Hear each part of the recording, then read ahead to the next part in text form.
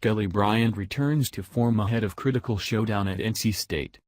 In the days leading up to Clemson's game against Georgia Tech, Bryant said the team practiced with a wet ball to prepare for the rainy conditions that would probably await them on Saturday night at Death Valley. And based on the way Bryant was throwing the ball, it must have worked wonders. He zipped each of his first 2 passes of the game to Deon Cain, the second of which was a 38-yard touchdown that gave Clemson the lead for good. After missing the second half against Wake Forest and playing gingerly against Syracuse before missing the second half of that game, too, Bryant looked like the top-tier quarterback he'd resembled in the early goings of the season. His passes sung through the soggy Death Valley air, he nimbly navigated running lanes with deft precision, and he orchestrated scoring drives that all but erased the painful memories of the Tigers' last game. Because as we've seen, when Bryant is healthy, Clemson is an entirely different animal.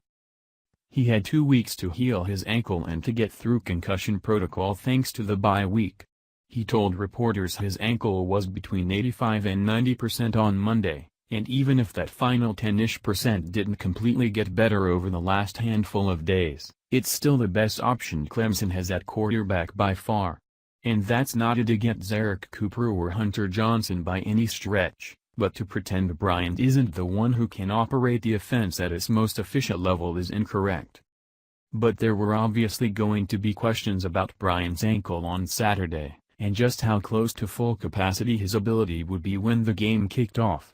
Bryant ended up finishing 22 of 32 for 207 yards and 2 touchdowns. He knifed a perfect pass to Milan Richard later in the first quarter after connecting with Cain on Clemson's opening drive, and he scampered for 67 yards on 12 carries, both team highs.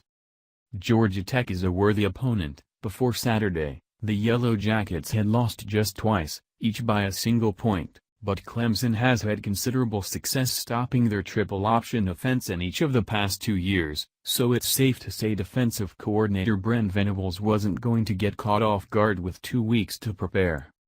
Because of that, Bryant might have had less of a burden on his shoulders to win this game than, say, he would next week.